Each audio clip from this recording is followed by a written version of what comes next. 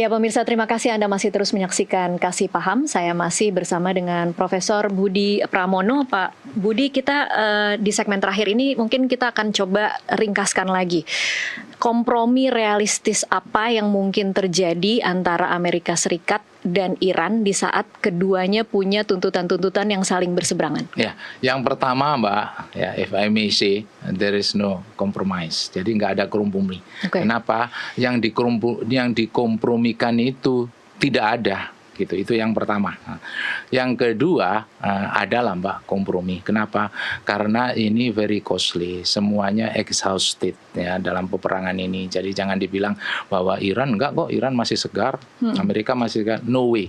Dua-duanya sudah enggak fresh ya, karena burdened by this war. Nah, terus apa sebetulnya kalau misalnya kompromis yang paling realistis? Ya dua-duanya harus menurunkan tensi. Tadi kan saya bilang bahwa ada 5 versi 20. Bisa nggak dibuat 8 sampai 12 katakan gitu. Itu kan harus dicari titik tengahnya. Nah, kemudian kalau misalnya katakanlah multifront ya selama ini perang proksi yang dilakukan. Nah, bagaimana ya Iran harus menurunkan agar tidak ada bantuan yang maksimal lagi. Kemudian juga turunkan tensinya Hizbullah yang ada di Lebanon dan sudah mulai mediasi sama Amerika meskipun dari pihak Hizbullah dia mungkin tidak merasa terwakili dan lain sebagainya. Intinya diberikan ketenangan. Kalau misalnya sama-sama menurunkan tensinya, ya titik kompromi itu pasti ada. Tapi kalau misalnya kita lihat dari mana biografi para pemimpin, nah kan kita juga harus melihat Mbak, negara itu ujung-ujungnya siapa yang memimpin itu. Mutsabah ini kan dia selalu bilang babi gue lu yang bunuh, kan begitu kan. Anak dan istri gua lu yang bunuh. Bom tukang tukang yang nuklir ya, ahli-ahli nuklir gua udah banyak yang lu bunuh. Ya kalau kayak gitu ya sanksinya turunkanlah. Kalau gitu lu bayar dong. Ini biaya perang yang bikin gua jadi terpuruk seperti ini, kan begitu. Nah, ini sesuatu yang dia sampaikan yang benar-benar ya dibawa semua yang tadi one God, one nation, one path tadi. Nah, itu pun kalau misalnya kamu tidak mau melakukan ini, katanya si Mutsabah, ya sudah kalau gitu saya mau tidak mau saya invite both of two countries, Rusia sama Cina kan selama ini economically kita kan tied each other meskipun secara militer tidak ada military binding defense agreement, ya, tidak ada hitam di atas putih kita mengadakan perjanjian, tapi sudahlah datang ke negara saya. Nah, come, invite, kita makan bareng di sini kan, makan kebab bareng ibaratnya kayak gitu kan. Nah, kalau sudah menginvite Russian face to face, menginvite China face to face, yang sampai sekarang belum terjadi. Kenapa ya? Nggak ada itu tadi military mutual binding defense agreement. Nah, kalau sudah itu kan parah. Nah, tapi ternyata entah dia intentionally, unintentionally, sengaja atau tidak sengaja, dia slip of the tongue katakan ya. Kalau misalnya terjadi apa-apa, ibaratnya ya kalimatnya gue punya nuklir loh. Nah, ya ini kan yang langsung bagaimana Bapak itu langsung, ini gimana ini? Ternyata dia punya nuklir, katanya kagak punya. Kok dia ngomong nuklir berarti dia punya dong. Padahal kalau misalnya to my perception untuk merubah dari nuclear for peace to nuclear for war itu just a matter of pushing the button. Itu kan hanya masalah pencet ini aja, meskipun takes time, meskipun perhaps ya technically that's very complicated, tapi kan sudah dekat dari yang 20% kurang kemudian sudah menjadi 20% high enrichment uranium, low enrichment uranium kan 20% sama kurang atau lebihnya. Nah, lebihnya itu dia sudah mencapai 60%. Lah kalau 60% mendekati 80 atau 90 kan just a matter of pushing the button.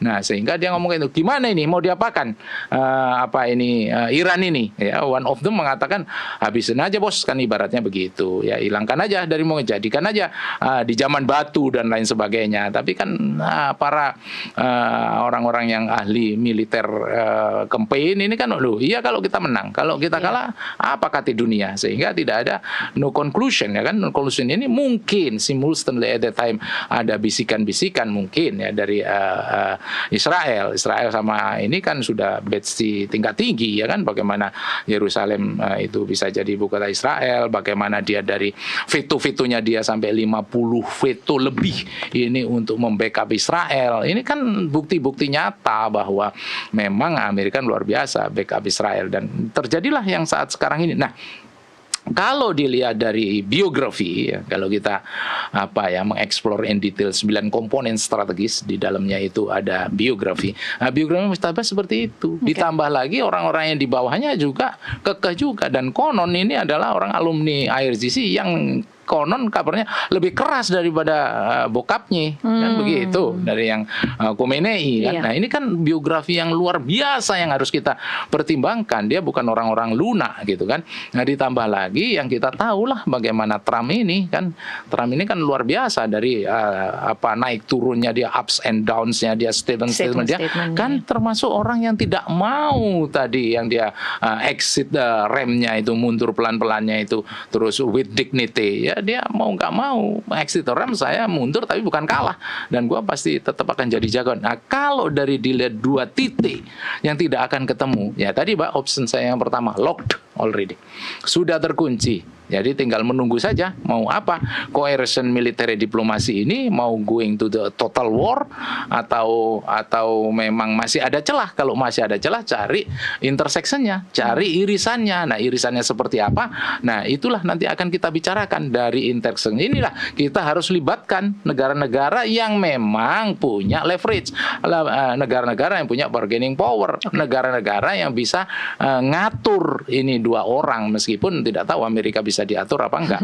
Karena kan banyak sekali ini kan suspicious baik dari Iran, katakanlah Pakistan, lu nggak bisa dipercaya, lu cuman bawa namanya Amerika, kemudian Amerika sendiri suspicious kepada Pakistan, lu kok sana begitu, mentang-mentang di negara lu banyak Syiah. Atau misalnya Israel suspicious juga sama Pakistan. Kenapa? Karena dia tidak punya hubungan diplomatik sama Israel. Kemudian Iran juga suspicious juga sama Pakistan, karena Pakistan sudah mulai lirik-lirikan sama Arab yang sudah hedging. Jadi tadi kan sudah hedging. Nah, ini kan apa ya? Vicious circle. Ini lingkaran setan ini jadinya. Putar sana. Yang memang level kepercayaan dari semua komponennya itu sangat rendah ya berarti.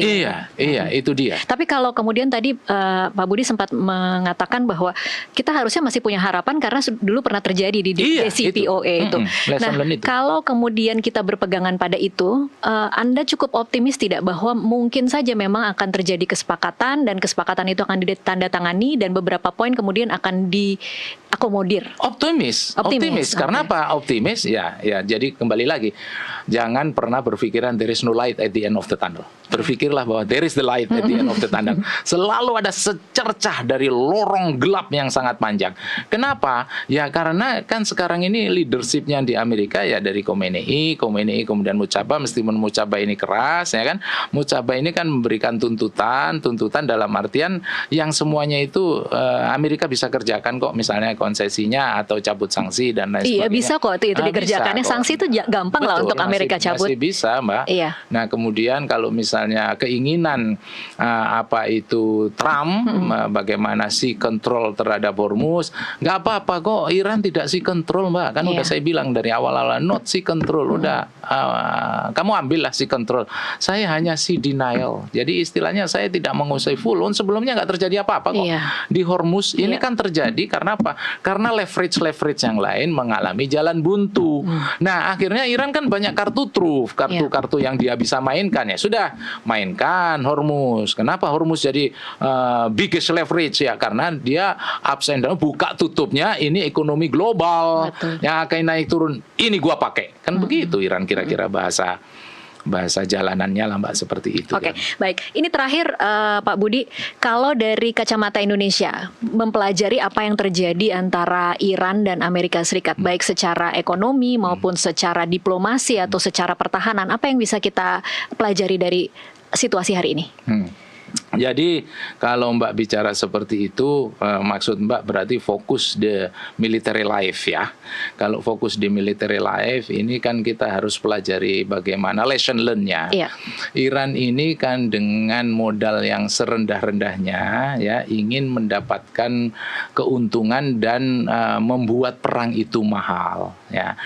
Saya garis bawahi dari awal bahwa we are as the most archipelagic country in this planet, consisted more than 17,000 island inhabitant, ya, thousands of tribes and hundreds of languages, ya, sudah 100 bahasa lebih, kemudian ribuan itu suku, 17.000 pulau yang dihuni maupun tidak dihuni, itu Indonesia.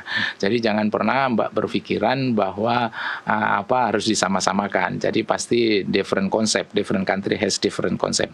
Tapi kalau misalnya kita belajar dari Hormuz, ada hal-hal yang mulai sekarang harus sudah kita jaga, meskipun dari awal juga kita jaga. Bagaimana itu nilai daripada Selat Malaka dalam hal ini yang tidak kalah pentingnya dengan Selat Hormuz. Nah, ini mau tidak mau kita harus benar-benar aware, dalam artian ya jangan sampai terjadi friksi dengan Selat Malaka, dengan Selat Sunda, dengan Selat Lombok, kemudian Alki itu, Alki 1, Alki 2, Alki 3, yang ya ke depan, if I may say, ya ke depan ini yang perlu diantisipasi adalah asymmetric maritime, ya, asymmetric maritime war. Jadi yang asymmetric maritime konflik lah yang ada di Indonesia, karena kita kan the most archipelagic country di planet. Nah, sehingga ya meskipun sekarang ini sudah ada, ya kita perlu kiranya improve bagaimana mendevelop drone kita, mendevelop rudal-rudal pesisir kita, mendevelop bagaimana kemampuan kita untuk mendeteksi dari bawah laut, kemampuan kita untuk membuat cyber electronic warfare. Ini ada banyak PR-nya berarti, Pak. Kemampuan untuk mempertahankan pangkalan-pangkalan itu, kemudian kemampuan kita bagaimana distribute logistik. Karena beda, Mbak, ini kan Hormuz cuma satu titik aja.